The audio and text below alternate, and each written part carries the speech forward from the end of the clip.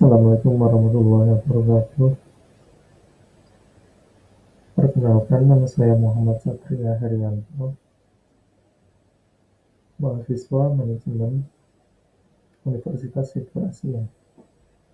Pada kesempatan kali ini, saya akan mempresentasikan sebuah studi kasus untuk memenuhi tugas UAS pada mata kuliah manajemen STM 2.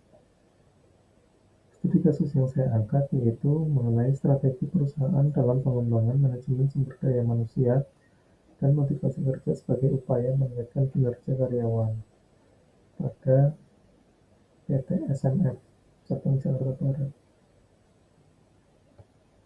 Abstrak pada studi kasus ini yaitu strategi perusahaan dalam mengembangkan manajemen sumber daya manusia atau SDM dan meningkatkan motivasi kerja merupakan langkah krusial dalam meningkatkan performa karyawan, terutama di PT SMF yang merupakan perusahaan pembiayaan. Strategi yang dimaksud mencakup program pelatihan manajemen atau manajemen training. Meskipun implementasinya tepat berjalan, terdapat permasalahan dalam aspek motivasi kerja, terutama bagi karyawan yang tidak mengikuti pelatihan tersebut. Mereka merasa kurang mendapatkan peluang karir dan hanya mengandalkan bonus yang diberikan secara seragam tanpa mempertimbangkan perbedaan kontribusi masing-masing divisi.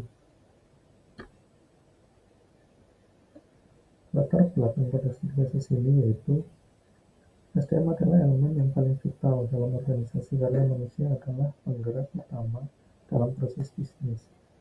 Tidak cukup hanya memiliki sistem dan teknologi canggih. Jika tidak didukung oleh manusia yang kompeten, maka organisasi tidak akan mampu mencapai tujuannya. Oleh karena itu, organisasi dituntut untuk memiliki strategi pengembangan SDM yang berorientasi jangka panjang. PT SMF sebagai perusahaan yang beroperasi di bidang pembiayaan membutuhkan karyawan yang profesional, adaptif, dan mampu menghadapi dinamika pasar. Strategi pengembangan SDM melalui program manajemen training menjadi bentuk nyata upaya tersebut. Program ini diarahkan untuk membekali karyawan dengan kompetensi, keterampilan, dan sikap kerja yang sesuai dengan kebutuhan perusahaan. Rumusan masalah pada studi kasus ini yaitu yang pertama, bagaimana strategi pengembangan SDM dilakukan oleh PT SMF. Kemudian, apakah motivasi kerja menjadi faktor pendukung dalam meningkatkan kinerja karyawan?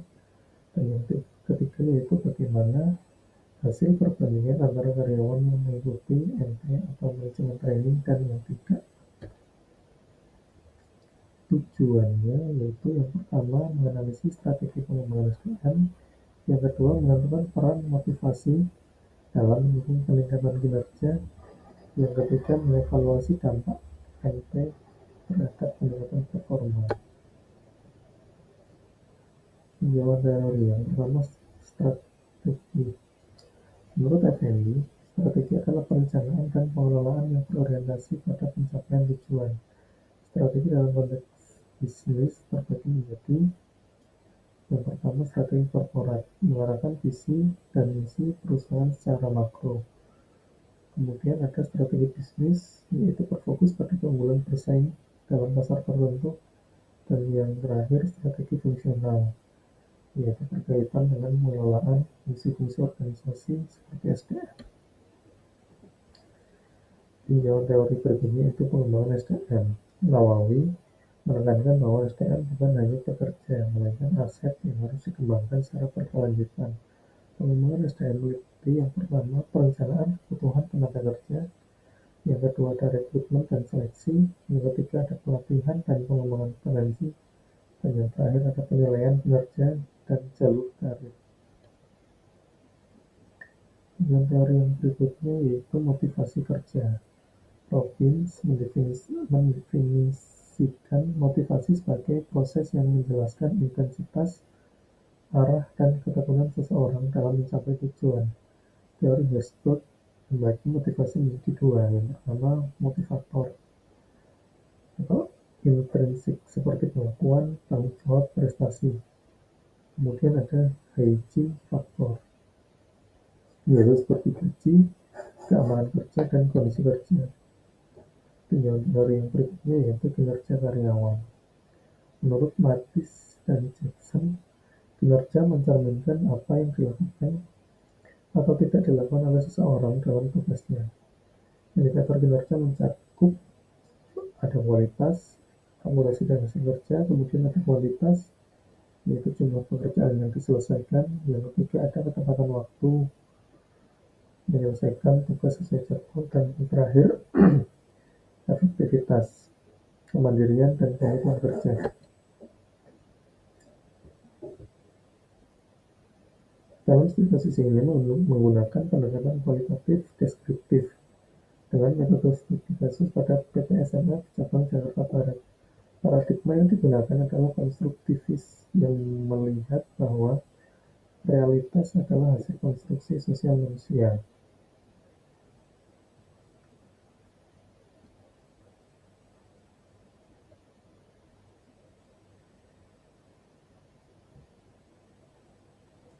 Dalam studi kasus ini menghasilkan yang pertama, strategi pengembangan SDM.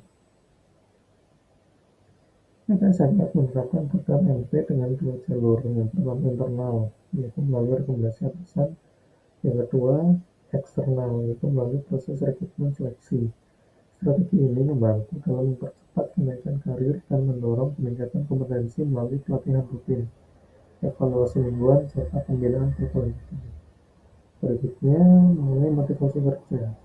Hasilnya yaitu karyawan menunjukkan motivasi kerja tinggi jika mendapatkan yang pertama bonus yang menarik, kemudian yang kedua pengakuan dari atasan, dan yang ketiga kesempatan promosi karir. Pada bidang kinerja karyawan, hasilnya yaitu evaluasi bulanan menunjukkan bahwa karyawan yang mengikuti MP atau manajemen training memiliki performa lebih stabil dan tinggi. Mereka juga cenderung memiliki komitmen dan loyalitas yang kuat terhadap organisasi. Dalam studi kasus ini dapat diketahui bahwa strategi SDM, motivasi kerja, dan peningkatan kinerja saling berhubungan dan saling mendukung. Program MP menjadi instrumen strategis dalam mendongkrak performa, namun keadilan dalam sistem penghargaan masih menjadi tantangan.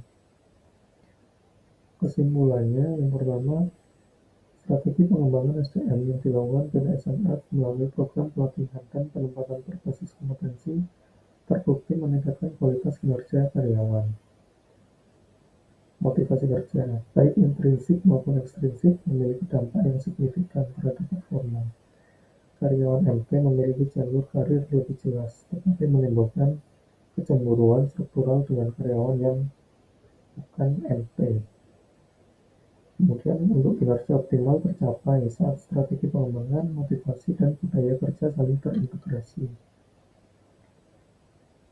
Ada beberapa saran mengenai studi kasus ini, yaitu yang pertama, perusahaan perlu mengembangkan sistem rekrutmen dan pengembangan yang inklusif, tidak hanya bagi peserta MP.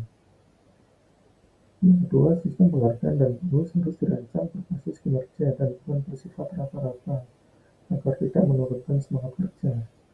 Yang ketiga, diperlukan pelatihan berjenjang dan pengembangan berkelanjutan untuk semua lapisan karyawan. Demikian presentasi dari saya mengenai studi kasus ini.